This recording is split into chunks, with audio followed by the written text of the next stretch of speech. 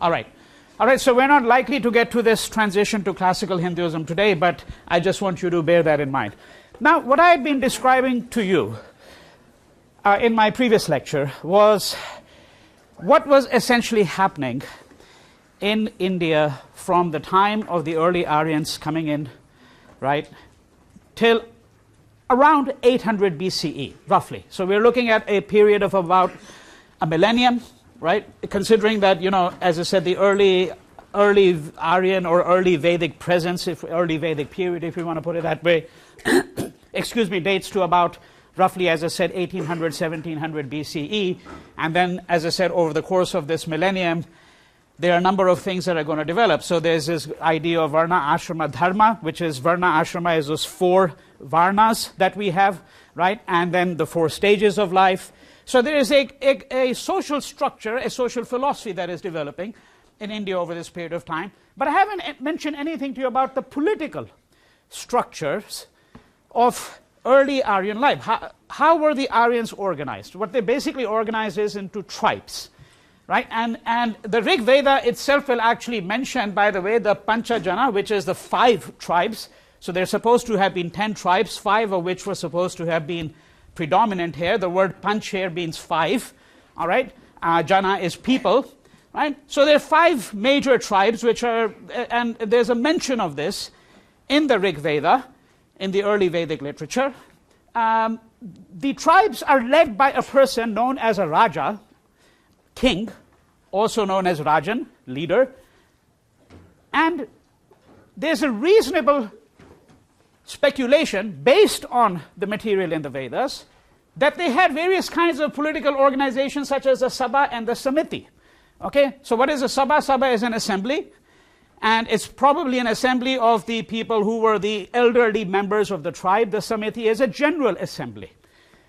All right, and these tribes were often at war with each other as well. So they're not only subduing the people who had been living there, the Dravidians or the Harappan people, let's just call them the Harappan people. And of course, what's happening over the course of this millennium is that gradually the Aryans are moving further east. They're moving further east. We're going to find that when Buddhism begins to develop in India, that it's going to develop in the Gangetic plain. So they're moving away from the Punjab, right? The Punjab is in the northwest, right? That's where they'd come into.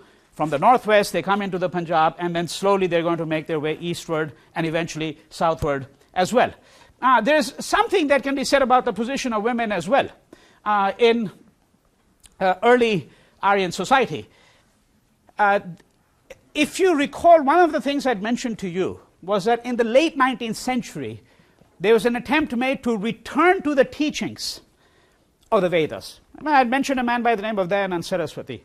And one of the reasons why Dayanand Saraswati returns to the Vedas is because he sees early Aryan society as quite progressive. For example, with respect to the question of the status of women. Now, what we're going to find in much later on in India is that girls are going to be married off at a very early age. And marriage before puberty was in fact quite common. But in early Aryan society, that seems not to have been the case, right? From what we can infer from the Vedas itself, that it seems to be the case that girls were usually married after puberty. Now, to what extent they or to what extent boys had any role in determining who their marriage partner would be something that we can't be quite certain about, obviously, right? But I mention this only because I'm suggesting to you that if you look at the Vedas, it seems that the idea that girls should be married off very early is something that is not really present in the early Vedic literature. All right. Now, women might have had other kinds of protections, or they may have engaged in other kinds of practices which later Hindu society might have frowned upon. So one of the practices that is found mentioned in the Vedas is what's called niyog. Okay, and this is the practice where a woman would cohabit if she became a childless widow. She would cohabit with her brother-in-law until she had a son. All right. So if a woman dies without having a child, she becomes a widow. Then according to the norms of that society, she was permitted to, in fact, actually cohabit or live with, right, on intimate terms, obviously, with her brother-in-law. Right? And this is a custom that apparently took place And there seems to be some evidence of this, again, from the early Vedic literature that we have. Property, by the way, is handed down. So the practice of primogeniture, that is a practice of property being handed down to the eldest son, is very common at this point in time. To what extent there was polyandry is difficult to say. This is a question that we're going to defer for the moment. When we get to the Mahabharata, of course, we're going to run into a very famous case of that, and that will be the appropriate time to take it up. Right? So this gives you just some general sense of what are some of the other kinds of political and social norms that we're talking about. Let me remind you of what I had said earlier. Virtually no evidence, at least in the early Vedic period, of urban life. The Aryans were most likely illiterate. And you might say, well, how is that possible considering that they generated all these texts? Well, these texts were generated in the oral tradition. You can be illiterate and still be a poet. There's no contradiction between the two. Right? There seems to be virtually no words associated with writing to be found in the Vedas. Right? So there seems to be the general speculation that the Aryans were probably illiterate. Right? All right, so this is a kind of a general overview. Now, what's happening here, as I've said, so think of the Vedas, as I said, somewhere around 1800, 1700, we're now moving to the age of the Upanishads. And we have to understand what this shift really signifies. Now, if you look at the Vedas, there isn't really what you might describe as a theory of knowledge there. Okay? The word Veda itself, by the way, the root is vid, okay? Vid, which means to know, okay? And hence, for those of you who know Hindi, for example, vidya, the word vidya, which is derived from it, which means knowledge. All right? Now, the Vedas itself do not, however, have what we might describe as a theory of knowledge. How does one acquire knowledge? What is knowledge? Right? What is the theory of moksha? Remember, one of the ends of life, moksha, salvation, spiritual emancipation.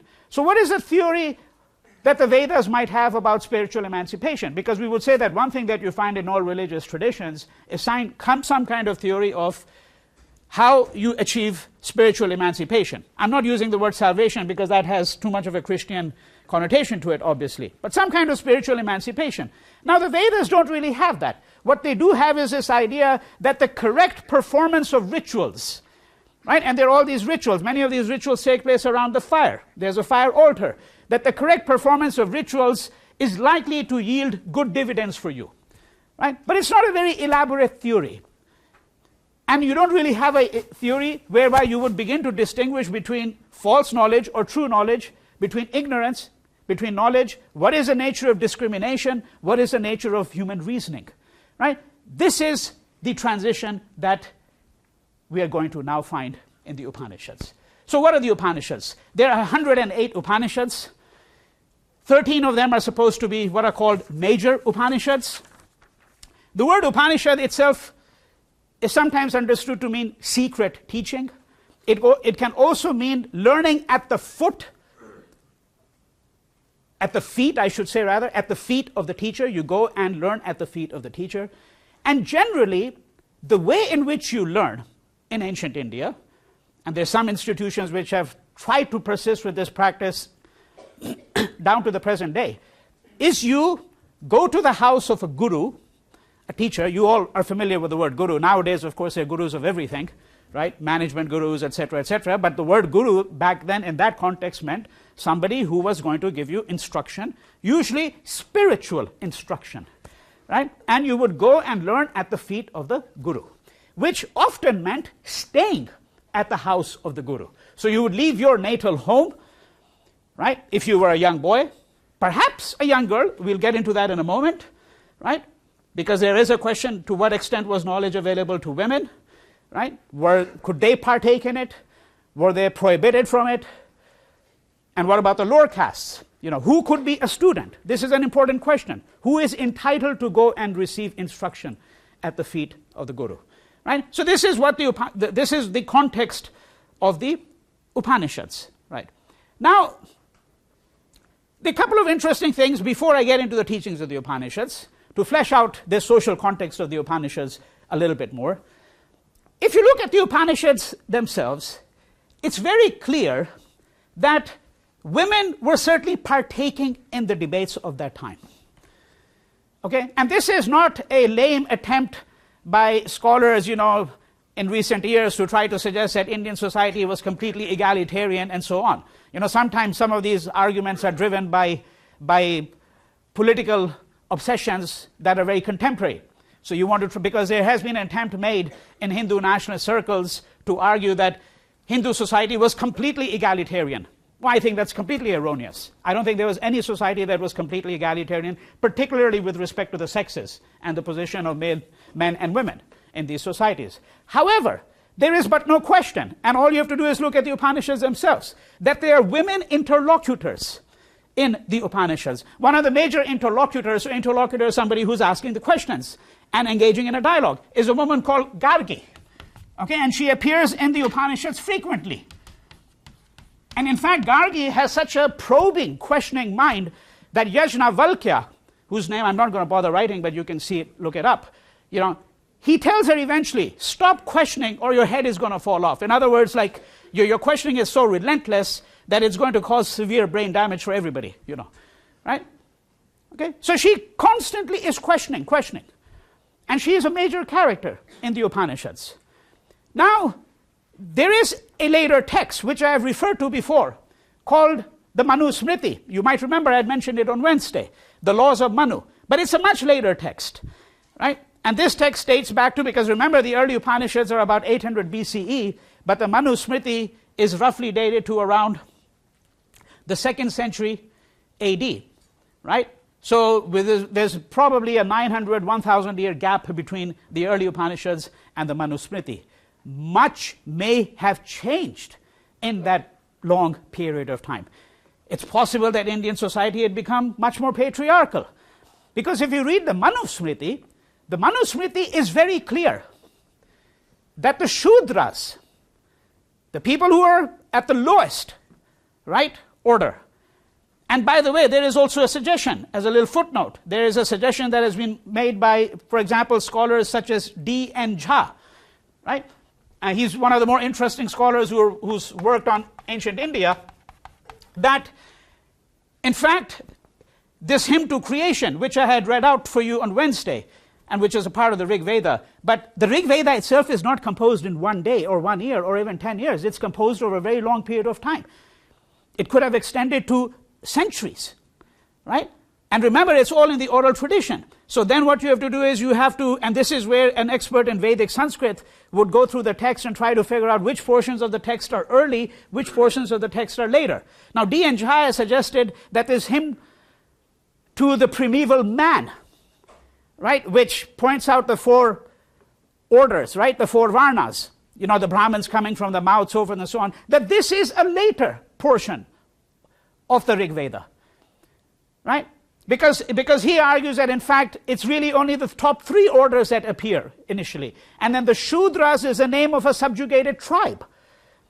And that they are now inserted into the text at a much later date, if I may put it this way. Now, the relevance of this is the following, that on the question of the Upanishads and who is entitled to instruction or not, if you look at the Manu Smriti has a passage which many people have found to be very offensive. And in fact, actually, the text was burned in public by women in India about 10, 12 years ago, right? Because the Manu Smriti says very clearly that Shudras and women are not to hear the Vedas. And if they try to hear the Vedas, you shall put wax, hot wax into the ear, fill up the ear so that they can't hear anything at all. It says it very clearly. And of course, the question now is that, well, had Hindu society become deeply patriarchal by then? Is this an interpolation by people who are patriarchal, right? What is it that transpired over the course of 1,000 years? Because the Upanishads themselves have another story, a very famous story where a young man appears at the house of a guru and says, I want to receive instruction. And the guru says, what is your name? Okay? And when he gives his name, it is immediately apparent to the guru that this young boy is not a Brahmin. And incidentally, even today, 99% of the time, you can tell from a person's name in India, okay, what their caste background would be. All right? So he immediately knows that this young boy is not a Brahmin. Okay? And so he says to him, who was your father? right? And he says, I don't know. So he says, go and find out. So he goes to his mother. And the mother says, well, I don't know. And the reason she doesn't know is she probably slept with many men. She has no idea who the father is. So then he goes back to the guru and says, this is what I've been told. And the guru says, because you've told me the truth, you must be a Brahmin. Okay? Now, it's a very interesting argument here, because is it only Brahmins who tell the truth? Or is it the fact that telling the truth makes you a Brahmin? And of course, if you're a Shudra and you're telling the truth, you in effect are a Brahmin. And so he says to him, you are entitled to receive my instruction. There's just no question that you're a person who is devoted to the truth. Because of course he could have come back and said something else. Right? So the Upanishads in that sense, you see, I'm suggesting to you, are in fact quite ecumenical. Right? That there may be real substantive problems of interpretation here as to who is entitled to receive these teachings, what was the nature of these teachings, what was the social context, but I think we can make some inferences about some of these matters from the Upanishads themselves. Now, what are the teachings? That's, for us, the main question. What are the teachings of the Upanishads? Before I move into that, let me just make a distinction between a few words here. I'm going to make the distinction, and then I'm going to tell you that just try to keep the distinction in mind, but don't take these words as seriously as many people have taken them to be. Okay? And these words that I'm mentioning over here are dualism, monism, polytheism, monotheism. Let me just go through them very quickly. It's going to be important for you to understand this and understand why this debate about the differences between these, or at least a part of that debate, may be a false debate. All right? Polytheism means what? Poly, many, gods, theism, gods, right? Many gods. Okay? A belief in many gods. Monotheism, belief in single God. And we know that there are some religions that are supposed to be monotheistic, right? And those would include, obviously, the Semitic religions. Right? Islam is supposed to be a monotheistic religion. Judaism, and so on.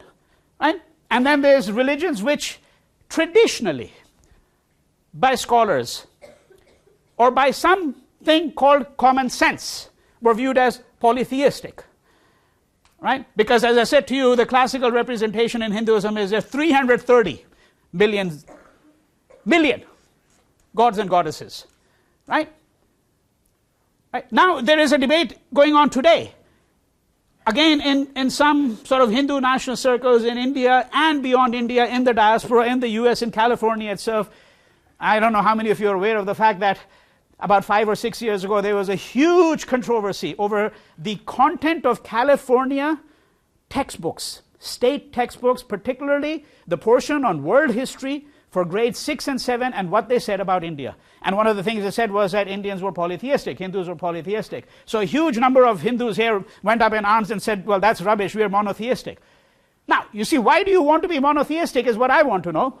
Okay? Because, of course, that assumes that the true religions are monotheistic.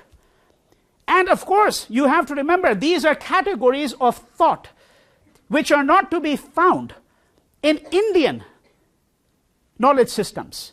We did not think of ourselves as either polytheistic or monotheistic. And this is a very good illustration of where the vast majority of Indians now, all over the world, have now fallen into terms of debates which really are not a part of their culture. Okay? So, then you have monism. Monism is different from monotheism because monotheism assumes a single God. Monism doesn't assume a single God, it assumes a single essence.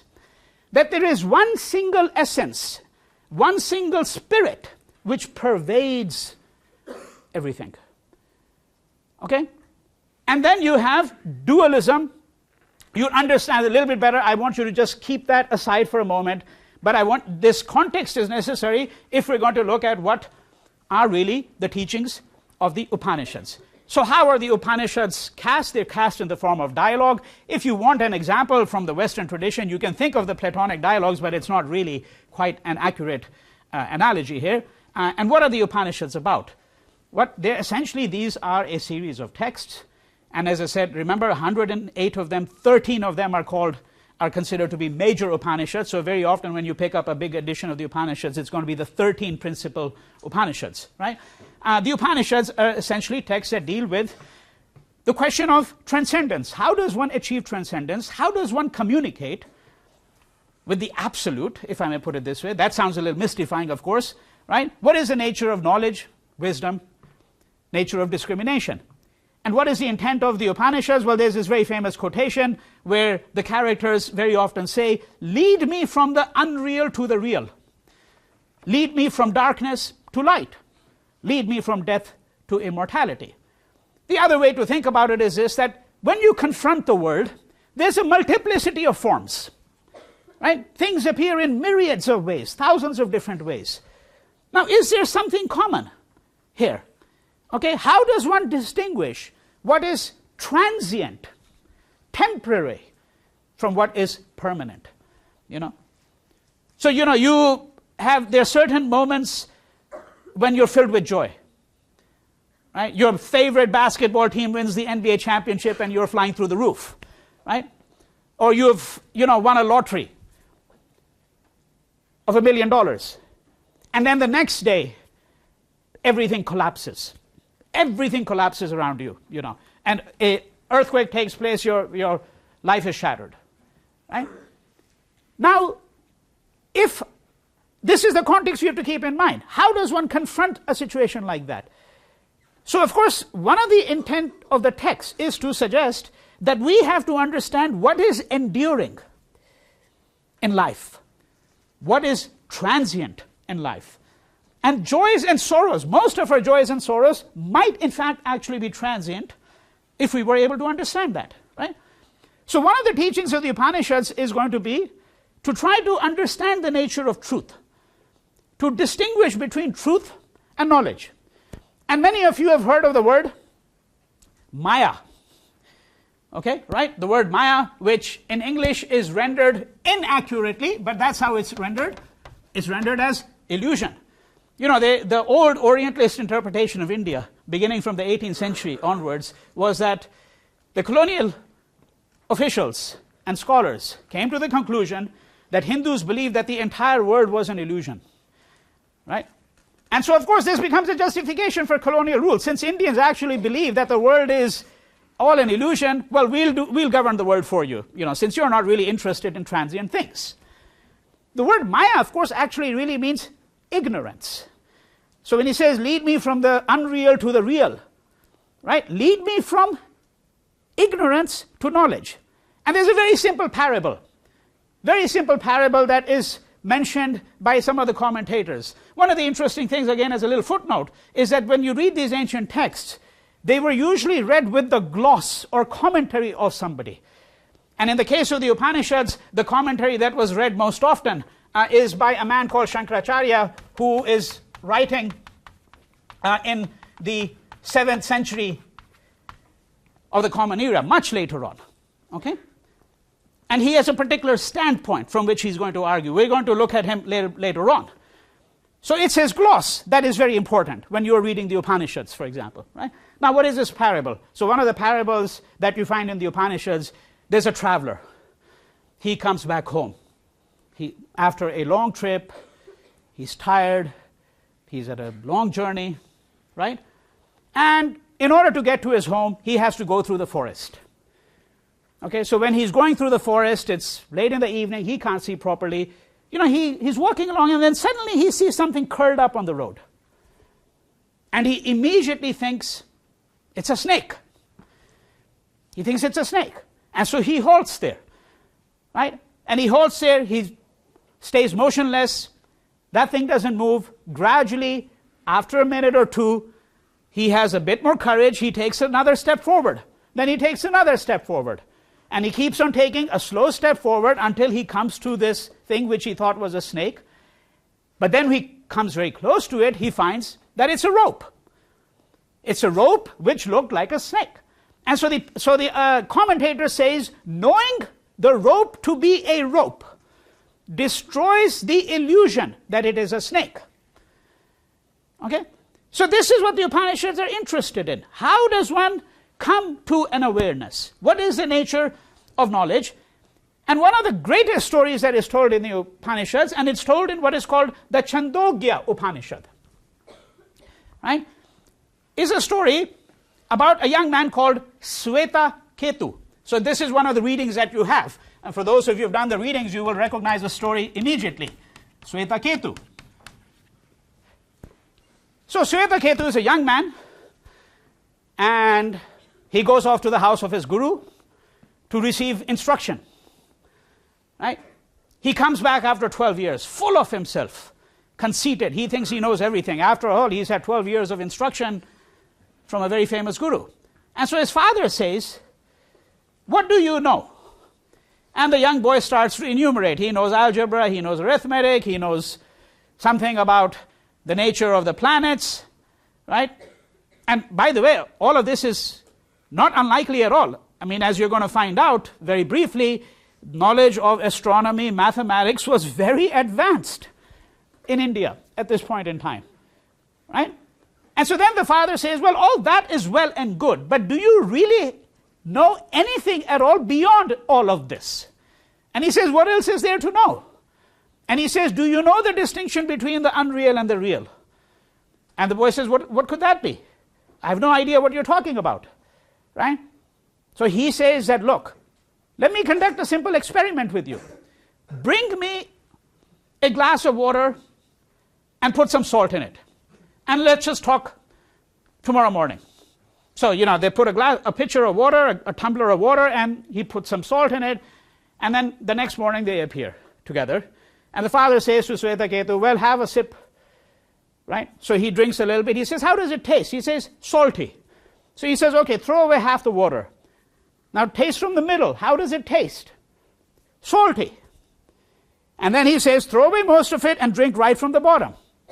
How does it taste? He says, even more salty. Right? And he says, look, you put the salt on the top, but the salt dissolved into the water. It pervades the entire water. Now, similarly, there is an essence that pervades the entire universe. And the importance of that is that this makes this, if you understand that, it will fill you with the realization that there is no distinction between the self and the other. These are distinctions that we create. We create borders, but there is no distinction. Right? So there's a very famous formula which is mentioned in the Tattvam Asi, in the Upanishads, Tattvam Asi. In Victorian English, they used to translate it as that art thou, which doesn't, or thou art that, right? Which in effect means that you, the self, the soul, and the word for the soul is atman. Okay, that's the word for the soul. You and the Brahman. Okay, remember there's no God here. Remember that this is the difference between, let's say, the Upanishads. On the one hand, the Upanishads are different from the Rig Veda. Why? There are no gods here. There's no Indra here. There's no Agni. There's no Surya. Surya is the sun god. They're not appearing here. And then you're going to get the later gods of classical Hinduism, the gods who are now worshipped all over India, or the goddesses who are worshipped all over. There's really no God.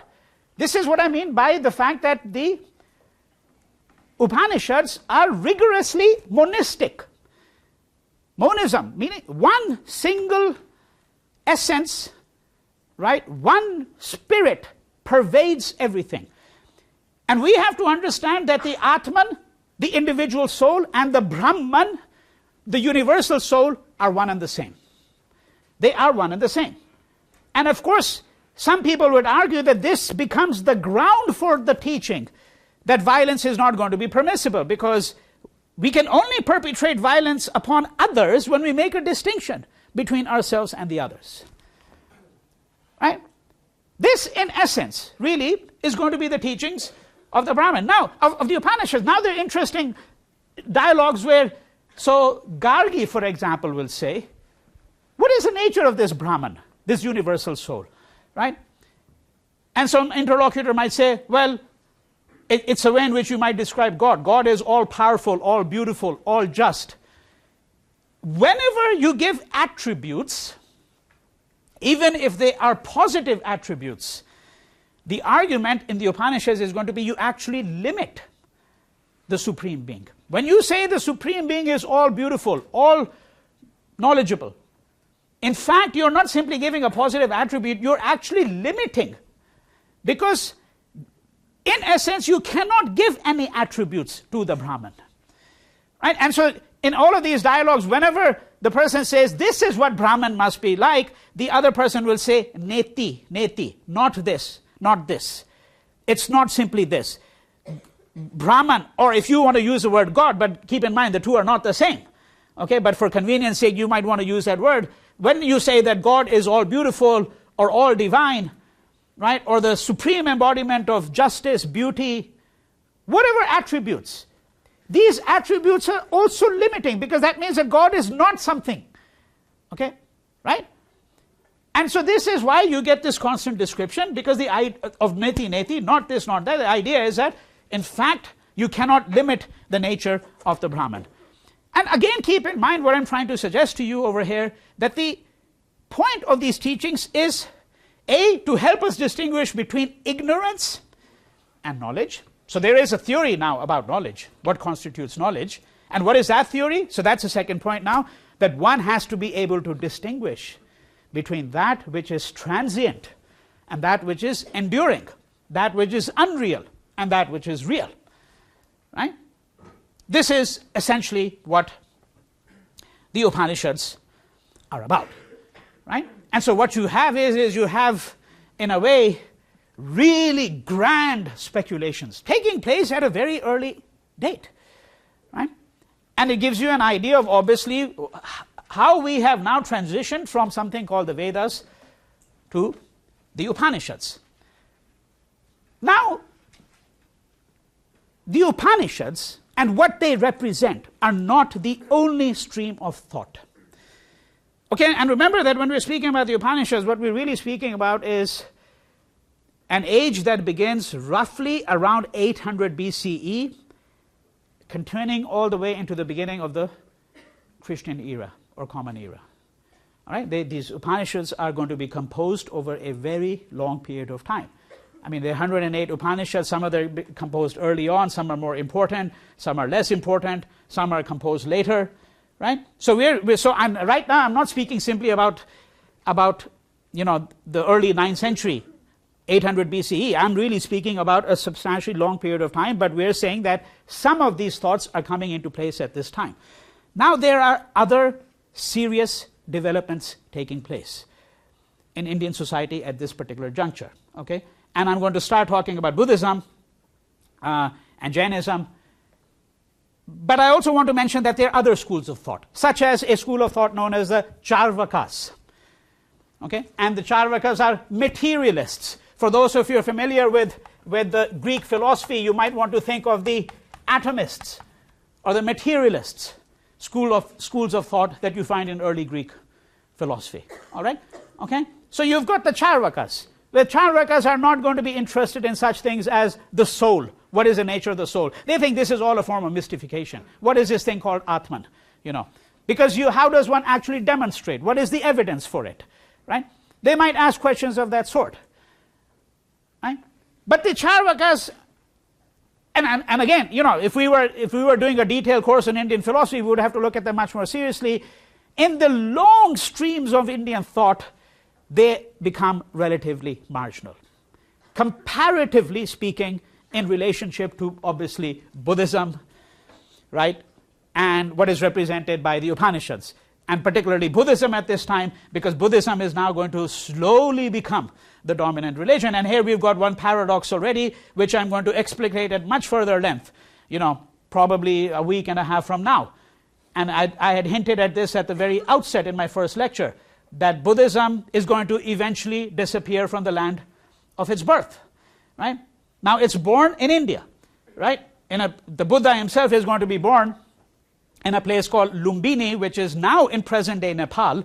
But, of course, back then, the political borders didn't exist in that way, right? All right? And we're going to find that over the course of a few centuries, moving into the Common Era, right, that Buddhism is going to become really the dominant religion in North India. Right? So there's patronage, and that's one reason why, of course, there's state patronage, there's kingly patronage. That's one reason why, of course, relative to the Charvakas, the study of Buddhism becomes a lot more important, especially when you're doing it in a format of this kind. All right? So let me now dwell a little bit on Buddhism. Who is the Buddha, the teachings of the Buddha, what all of this really means. Right? So the Buddha himself actually comes from a tribe called the Shakya tribe, and very often he is also referred to as the Shakya Muni. Okay, it's the sage of the Shakyas. So Shakya is the name of the tribe. One of the most interesting works on the Buddha, okay, I know that the scholars of Buddhism will probably frown upon this suggestion, the very, very serious scholars, is an 8-volume Japanese manga. It's called The Buddha, in 8 volumes by the greatest Japanese manga artist of all time, Osamu Tezuka. Okay? Check it out. I mean, it's absolutely engrossing, beautifully done, and it's in 8 volumes, as I said. Okay? But it's a very interesting exploration of the life of the Buddha and his teachings and the turmoil that he went through, the political opposition that he received, right? Leading all the way to his nirvana, to his Maha-nirvana, the great death, the great emancipation then, right? Now, in any case, the Buddha is born, his dates are roughly 563 BC to 483 BC. You should have noticed something immediately, right? 563 to 483 BCE. Do you notice something here? This is the first concrete dates I have given to you. You know, usually when we speak of ancient Indian history, things happen in 2000 BCE, they happen for several hundred years, right? This happened in 1800, you know, you round it off to the nearest 100 that you can get, okay? Now we are talking about 563 BCE to 483. It's interesting that the first concrete dates that we really have are for a non-Hindu tradition. And of course this leads to one of my pet theories, which you are free to reject entirely, right? But it's a key point, namely that the ancient Hindus, and you remember I'm using the word Hindus provisionally because they didn't call themselves that, but the people who would then go on to coalesce into something called Hinduism, they were notoriously indifferent to history. They didn't bother leaving historical records, historical data. They couldn't care less about dates. That's still the attitude, by the way, in India, you know, where you've got, in my home city of Delhi, you've got monuments dating back to 1200 AD, right? I mean, in any other country of the world, they would be specially guarded and protected.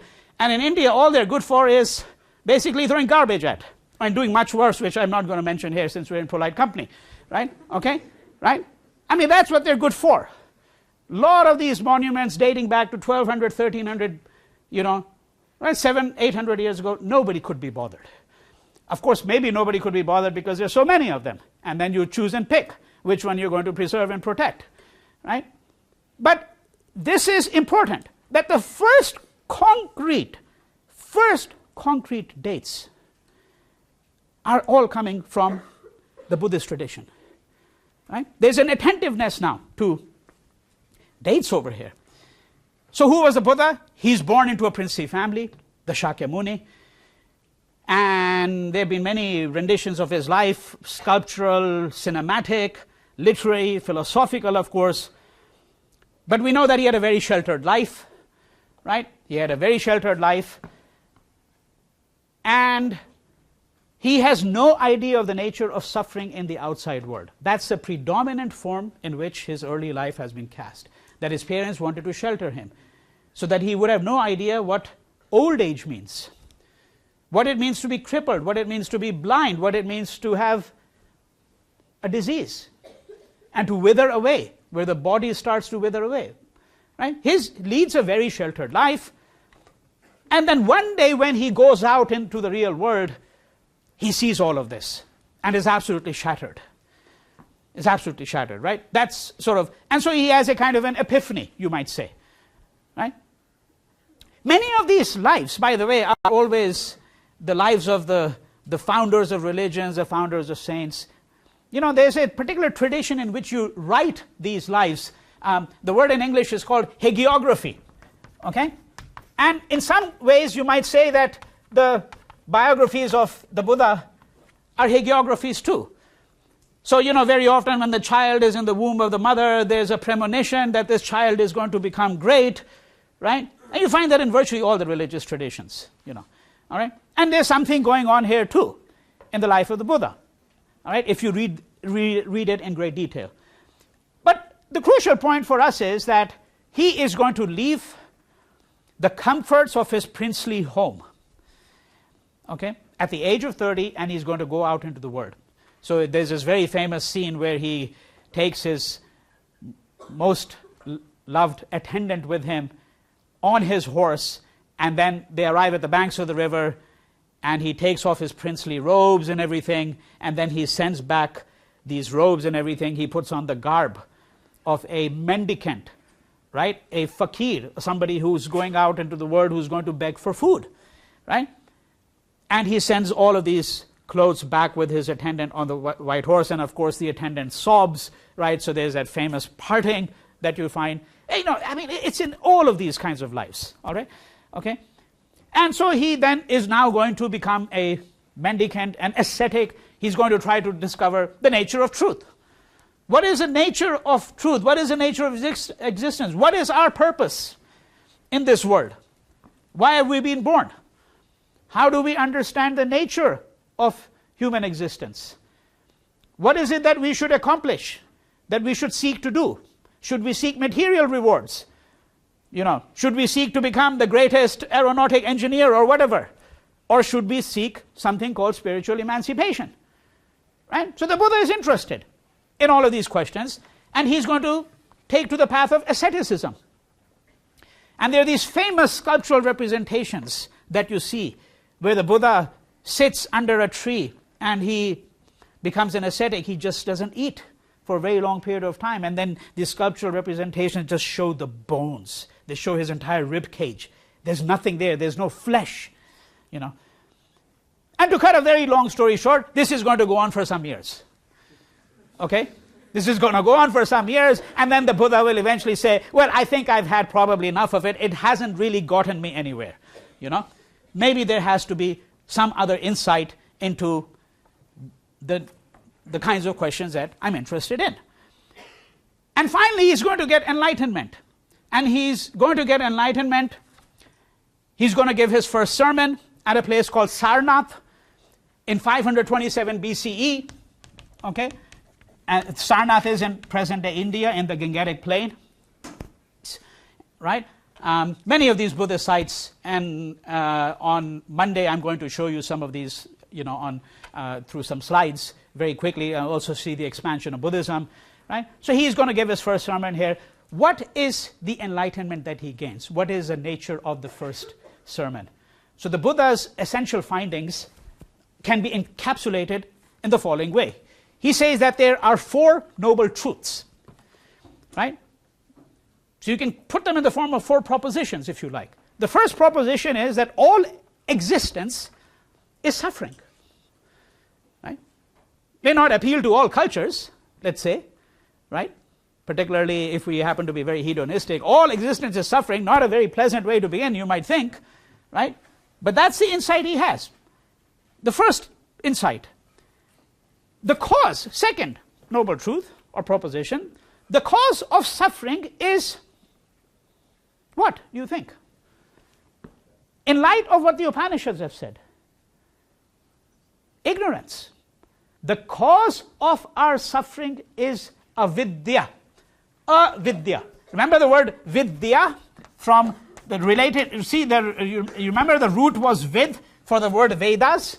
I said that the root for the word Vedas is vid, which means to know. Vidya is knowledge. And then if you add an a at the beginning, okay, it's the negation. And you want to keep that in mind because, for example, one of the things that the Buddha is going to talk about is ahimsa. And for those of you who know a little bit about the life of Gandhi, you would recognize the word immediately because the word himsa means violence, and if you add the to it, the prefix ahimsa means non-violence, right? So the cause of suffering is avidya, ignorance, lack of knowledge. And that's so, for example, when a calamity takes place in your life, you suffer. And you suffer partly because you do not realize that all of this is transient. It's not enduring. Things change. One day you could be a millionaire, and the next day you could drown in the Titanic. You know? Right? That's suffering. But we don't realize it. Right? So the cause of suffering is avidya. But of course, arguing retrospectively, now if he's going to be a great religious teacher, he's not going to leave it there. There has to be some way to ameliorate your suffering. I mean, you can't become a great religious teacher by simply going around and saying that the cause of suffering is ignorance. Then everybody is going to come to you and say, well, what do we do about it? Right? Right? So then the third proposition is, if there is suffering, there is a cause for it. There is a cause for it. And finally, the fourth noble truth is, there is an eightfold path to the elimination of suffering. What is this eightfold path? Right beliefs, right speech, right conduct, right mode of livelihood. That's important. It's not just enough to feed ourselves and to have a livelihood. Livelihood should be gained in the proper way. Not, for example, by exploiting others, by becoming arms traffickers, you know, right? Or one of the various other myriad professions that you might find today. Right effort. Right effort. Think about it. It's important. It's the effort. You may not always get the results. Right? And you might be disappointed, but that's not what matters. It's the effort. Right effort. Right? Which is a lesson you should think about when you're taking the class here and doing your exam. Put the right effort into it. Right? Don't worry too much about the results. Right? Right-mindedness. Right meditation. And right aspirations. The list varies a little bit, by the way, depending on who's doing the translation. You know, you can use different words. But this is the eightfold path to the elimination of suffering. So the Buddha is going to arrive at this conclusion. He's going to give this sermon. As I said, the first sermon at Sarnath, and then he's going to go around. He's going to acquire disciples. Right? He's going to lead quite a rich life. Rich meaning a long life. Right, where he's going to acquire disciples all around, and these teachings will then be crystallized, right, into a series of texts. Not in his lifetime, though. That's not going to happen in his lifetime. That's going to happen much later on. And then, of course, you can imagine what's going to happen. There's going to be a dispute, right? The minute one of these founders dies, then the disciples all forget about many of these teachings, and they start to squabble and start to dispute, right? Which is going to happen here as well, right? But we're going to leave it over here at the moment and continue with this narrative. So let me just tell you, keep in mind what we're going to do for next week. We're going to finish with Buddhism and Jainism, and we're going to move into Ashoka, the first great Indian empires, in the modern sense of the term empire, right? And then we're going to move into the epic literature, okay, and classical Hinduism, right? So a long, complicated agenda in front of us.